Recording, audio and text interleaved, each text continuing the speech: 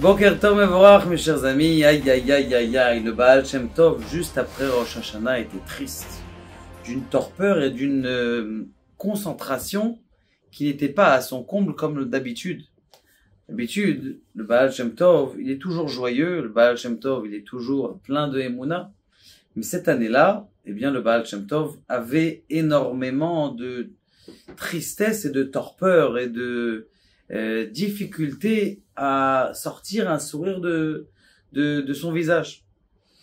L'année passe et les Talmidim se parlent entre eux, en train de se poser la question, quelle est la raison de la tristesse de leur brave, la raison de l'inquiétude de leur rave.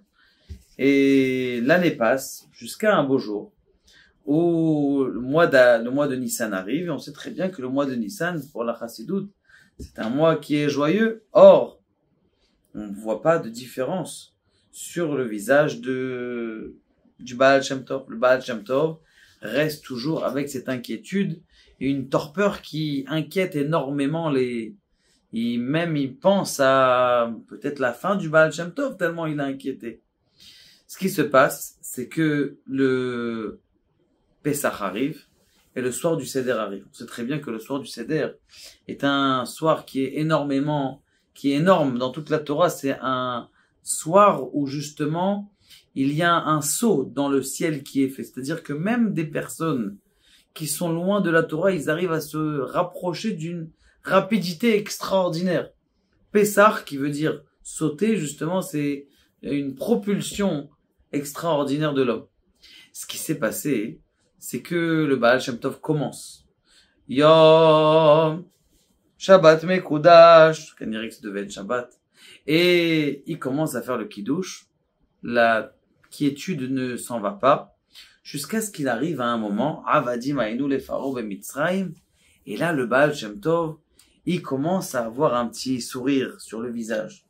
Une petite lumière habituelle que seuls les Talmidim arrivaient à déceler. Et plus on avançait la Haggadah, et plus la joie du Baal Shem Tov elle revenait. Et à la fin de la Haggadah, c'était à son apogée, le Baal Shem Tov se met à danser, à chanter.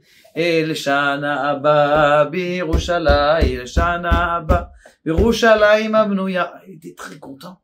Maintenant, il comprenait pas comment, en cette si petite période, le Baal Shem Tov a changé d'émotion. Après le Seder, il pose la question au Baal Shem Tov parce qu'il s'en pouvait plus de poser la question. Baal Shem Tov, qu'est-ce qui s'est passé une année entière? Vous étiez dans l'inquiétude, dans la torpeur, et maintenant, vous êtes joyeux. Il s'est passé quelque chose? Il a dit oui, en effet, il s'est passé quelque chose. Eh bien, pas loin de Mézibouz, là où nous habitons, il y a un petit village où depuis Rosh Hashanah, je sais qu'il est censé avoir une gzera, c'est-à-dire un décret de mort sur tout le visage, sur tout le village, tout le village pillé, tout le village, et je sais, et j'essaye par tous les moyens de parler avec tous les accusateurs, les anges accusateurs, ou en tout cas les anges maléfiques, et en fin de compte, j'arrive pas à enlever ce décret. Jusqu'au moment où on a entendu dans cet petit village-là, en voie de destruction, un petit couple qui n'avait pas d'enfant. Et que ce petit couple qui n'avait pas d'enfant était en train de se raconter l'un l'autre la Haggadah. Et le mari, lorsqu'il est arrivé à Avadim Ainu, pour expliquer, pour définir qu'est-ce qui se passait là-bas en Égypte, eh bien, il disait, voilà, il leur prenait les enfants, il les mettait dans des briques, il prenait les enfants, il les jetait à l'eau, il prenait le sang des enfants, ils en faisaient des bains, et tous les jours, et il faisait souffrir. Alors la femme, elle commence à être un peu énervée contre son mari, en tout cas, en ce qu'il raconte, il dit, je ne comprends pas Dieu, mon cher mari. Il dit, qu'est-ce que tu comprends pas? Il dit, écoute, si moi j'avais un fils, eh bien je lui aurais donné le mieux. Arrête, on sait que nous sommes les enfants de Dieu. Pourquoi est-ce que Dieu nous fait du mal? Pourquoi est-ce que Dieu nous fait des souffrances jour après jour, et on a toujours des peurs qui arrivent Je dis, mais alors, le mari, il rétorque à sa femme, il dit, écoute, tu sais, dans le monde, il y a une raison pour les souffrances. La raison des souffrances, c'est pour qu'on s'améliore. Il dit, oui, mais si Dieu c'est notre Père, eh bien, il devrait nous faire une petite fessée, pas des grandes fessées comme ça, des gens qui meurent, des gens qui sont tués par le Hezbollah et par le Hamas. Pourquoi est-ce qu'on fait ça? Alors le mari dit, oui, tu sais, mais c'est le but qu'il y ait des difficultés, c'est pour qu'on se renforce en Emouna. Et la Emouna, c'est grâce au libre, c'est pour avoir un salaire. Et le salaire, c'est pour le libre arbitre. Et toute la raison pour laquelle il y a des souffrances dans le monde, c'est pour qu'on se renforce en Emouna. Et pourquoi c'est de cette façon? C'est pour que le libre arbitre, et pour que justement on ait un salaire, et on a un salaire grâce au libre arbitre. Oui, mais quand même, moi, si j'avais un enfant, il a dit, lorsque ce couple était en train de parler, il y avait les mêmes argumentations de ce couple dans les mondes supérieurs. Maintenant, ce couple, il parle, et en fin de compte, la femme, elle finit par gagner. Elle lui dit, écoute, c'est pas normal. Dieu est bon.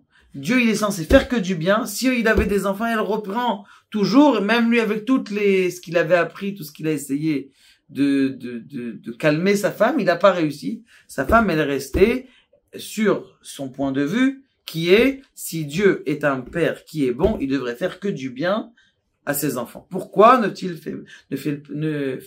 fait-il pas de bien à ses enfants? Bon, une fois que ils ont fini l'argumentation, l'un l'autre, ils ont commencé à danser, à danser, à danser. Le Baal Shem Tov, il a dit, lorsque ces deux parlaient là, dans le ciel, il y avait la même bataille entre les anges accusateurs et les anges défenseurs. Les anges accusateurs qui étaient du côté du mari, les anges défenseurs qui étaient du côté de la femme, et les deux, ils se battaient. Mais comme à la fin, c'est la femme qui a gagné, qui a dit, si Dieu est un père bon, il ne doit pas faire du mal à ses enfants, eh bien forcément que Dieu ne doit pas faire du mal. Et à ce moment-là, comme ce couple-là, ils ont dansé, eh bien le décret qu'il y avait sur leur village s'est annulé. Pourquoi? Parce que tous les accusateurs ont été défoncés par les défenseurs. Grâce à qui? Grâce à cette petite dame-là. Et des fois, vous savez, ça nous arrive on dit des choses, pas contre Dieu, mais on fait des argumentations. Dieu, comment, jusqu'à où tu vas attendre? Regarde, il y a combien de difficultés dans ce monde-là? Combien de gens qui perdent la émouna? Combien de gens qui fautent? Mais c'est pas à cause de nous, c'est à cause de ces portables. Combien il y a d'adultères? À cause des portables, des WhatsApp, c'est pas à cause de nous. Nous, le juif, on sait très bien qu'il veut être fidèle à son père. Et c'est le monde le monde autour qui fait en sorte qu'on faute. C'est pas de notre faute. S'il y avait pas des femmes qui se montraient à moitié mal habillées, eh bien personne ne les regarderait. À l'époque, ces femmes-là, c'était des femmes qui étaient tuées. À l'époque encore il y a 100 ans, un adultère était tué même encore en France. Donc qu'est-ce qu'on dit ici? On est en train de dire que Akadosh Baruch Hu, c'est pas de notre faute. Si quelqu'un il fait cette défense devant Dieu, il le dit avec tout son cœur, que bien Akadosh Baruch Hu, il arrête toutes les accusations qu'il y a sur le peuple d'Israël. D'ailleurs, il est marqué dans le Zohar, et sur ça je rajoute, et le Baal Shem Tov le ramène plusieurs fois, lorsque il y a en bas un petit juif qui vient et qui défend le Ham Israël, c'est-à-dire qui dit du bien sur le Ham Israël, Dieu fait arrêter toutes les anges. Je veux absolument écouter et ce qu'il dit ce monsieur-là. Et lorsqu'il l'écoute, eh bien, grâce à ça, eh bien, dans les mondes supérieurs, eh bien, il y a le sheket et on fait du bien pour le peuple d'Israël.